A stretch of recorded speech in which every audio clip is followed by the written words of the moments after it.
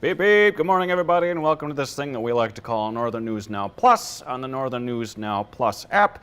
I'm your host with the most here, Matt Rasmussen, the morning director here at Northern News Now, slash local filmmaker, slash the King of Halloween. And we'll talk a little bit more about King of Halloween related things coming up later. But first, let's talk a little bit about my flick of the week, which is indeed Young Frankenstein. Hopefully you guys have seen Young Frankenstein. It is a Halloween classic, and my friends and I love to watch it every year around Halloween. It's an absolute must.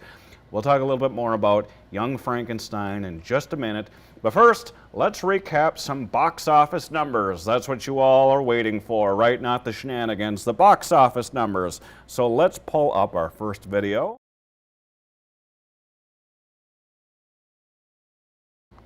All right, so first of all, The Strangers Chapter 2 opened in 5th place, scaring up $3.9 million. Then The Conjuring Last Rites made $6.9 million, falling to 4th place. Really enjoyed that one. Next, Demon Slayer the movie, Infinity Castle, took 3rd place with $7.1 million. Then Gabby's Dollhouse the movie. That was a bit of an in-joke with us this morning. Based on the streaming series for preschoolers, rolled out into 2nd place, earning $13.7 million. I kept saying, hey, that's everyone's favorite here. We're crazy about this Dollhouse movie, right? Everyone's like, yes, absolutely, big fans. Okay, and then lastly, One Battle After Another, starring Leonardo DiCaprio, debuted on top. The Paul Thomas Anderson comedic action thriller opened with $22.4 million, and yay, that one looks fun. But let's go back to Cam so we can talk more about Young Frankenstein. Zhunk. Okay, so now that that's all out of the way, let's talk about Young Frankenstein a little bit. It's great. It's, again, a comedy classic, and it's a little strange that it's being re-released into theaters this year, because last year was actually the big anniversary, the 50th anniversary of Young Frankenstein. Mel Brooks, what a genius, by the way. A lot of his comedies are amazing, and in '74 he cranked out not just Young Frankenstein, but also Blazing Saddles, both in the same year. That's crazy. Like, he can retire after that, but I'm glad he didn't, because he cranked out many more amazing classics after that, such as Robin Hood Men in Tights, and what's another one? Dracula Dead and Loving It, and of course, Spaceballs. I think that I'm in the majority by saying that Spaceballs is probably his most well-known and best film that he's ever done throughout his career. And I'm not a big sci-fi junkie myself, but I really appreciate what he did with Spaceballs. So fun, so hilarious, grew up watching it, iconic. Rick Moranis, how amazing. And you know what? We got to talk about Rick Moranis a little bit. Rick Moranis coming out of retirement to be in Spaceballs 2. Is that the news of the year, or is that the news of the year?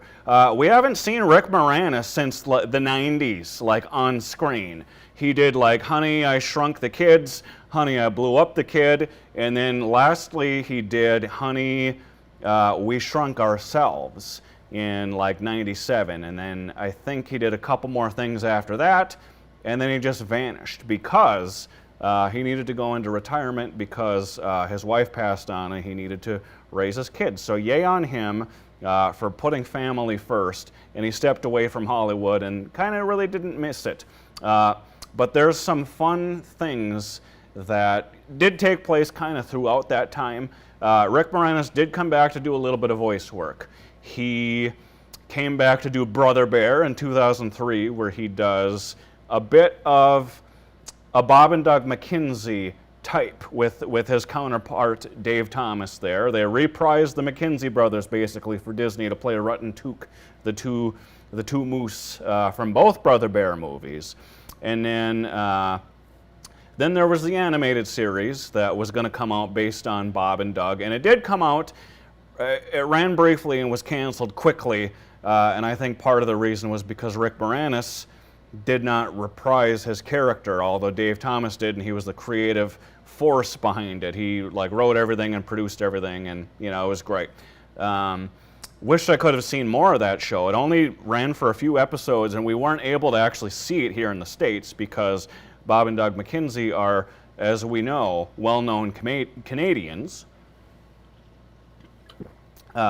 So, yeah, it mainly aired up there, and whenever I tried to watch the streaming episodes, like when it was being released, it's always like, day of, you can watch the episode, or next day.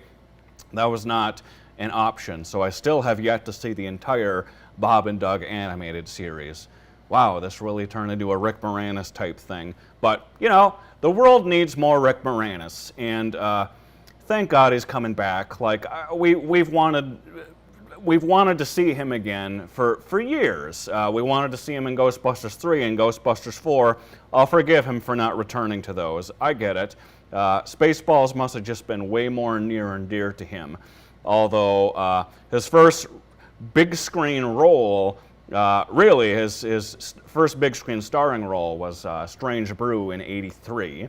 And then he went on to do Ghostbusters in '84, and that's what kind of made him a household name. From Ghostbusters and then on. Then he did the sequel, of course, Ghostbusters 2 as Louis Tully, excuse me. And yeah, this really turned into a Rick Moranis thing quickly. Anyway, what can we talk about Young Frankenstein related here? I don't know, it's hilarious. It's endlessly quotable. One of Mel Brooks' best films. I think next to Spaceballs is probably my favorite film that he has made. I think he really nailed the black and white aesthetic of it. It looks like a legitimate Universal Monsters movie. In fact, I always thought it was. When I go to our video stores, you'd see all the movie boxes up there. You'd see all the Universal Monster ones. Oh, Frankenstein, Bride of Frankenstein, Son of Frankenstein, Young Frankenstein, The Ghost of Frankenstein. I thought they were all part of the same series, even though that one, that cover pays homage to the Universal Monsters, and it has a little bit more of a comedic cover. I always thought it was just one of the monster movies until, I finally got the chance to watch it and saw what an amazing piece of cinema it is. Also starring Gene Wilder, who we all know as Willy Wonka himself, and Marty Feldman, and many, many others. Endlessly quotable. Please watch it if you haven't gotten the chance, especially during spooky season, especially now that it's back in theaters. I believe there were only 3 days that I saw listed that it was going to be in theaters, and a couple of them were this weekend, and it's going to show again here, I believe, on Wednesday, on October 1st. So, and Wednesday is an important day as well. I'll get to that in a little bit. So, if you're free that day, please go to cinemas and watch Young Frankenstein with a crowd. There's nothing like seeing these re-releases with people. It's next level, really. So, yeah, love Young Frankenstein. Let's move on to Frankenstein himself. I talked about this on the morning show. There's a popular misconception that Frankenstein is named Frankenstein. And Frankenstein, sorry to say, he's not named Frankenstein. The monster is just the monster. We as a collective through pop culture have decided that his name is Frankenstein. And you know what? That is okay. I can see the argument that he should just always be called the monster. We've decided that his name is Frankenstein. We all grew up thinking his name was Frankenstein because you see the video boxes. It says Frankenstein, then it shows a picture of the monster, and you're like, oh, so that character is Frankenstein. I get it. I thought for years as well that his name was just Frankenstein. So I'm not going to correct anybody if they say, oh, that's Frankenstein. Doesn't matter. I think we're past it at this point. We've agreed that that's his name. So, it's either that or like Fred or something. I like Frankenstein better. So, there's that little popular misconception for those of you who weren't aware of the facts behind it. What else? Who's my favorite? who's my favorite Frankenstein monster? There are many throughout the years. Frankenstein's been portrayed on film since 1910. Yeah, it's one of the first, I don't want to say one of the first horror movies, but it's one of the first literary works in 1910 to adapt such a thing. And I have seen this short film. It's a silent film. It's actually quite terrifying because of how old it is and how I don't want to say out of touch it is, but how far removed it is from our current time. It is a very scary watch. It's on YouTube. It's worth a very quick check if you have nothing going on. Check out the 1910 version of Frankenstein. But I mean, there's just no overlooking the universal monster Frankenstein. That is the best Frankenstein. I don't think there'll ever be a better Frankenstein than the original Boris Karloff 1931 Frankenstein. By the way, he was supposed to be played by Bela Lugosi, who was playing Dracula. Same year as well. What a banger of a year that was for Universal, 1931. So Dracula came out first, and they brought Bela Lugosi in, who was playing him from the stage. And they were like, maybe he'll translate to film, and yes, indeed he did.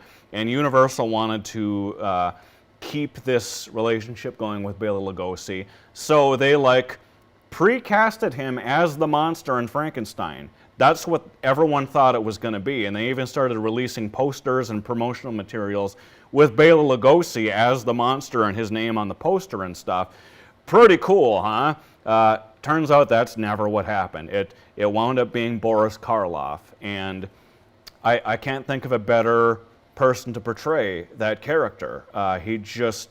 Everything about him is the monster, and he returned to play the monster a couple more times. He was also the monster in Bride of Frankenstein, Son of Frankenstein.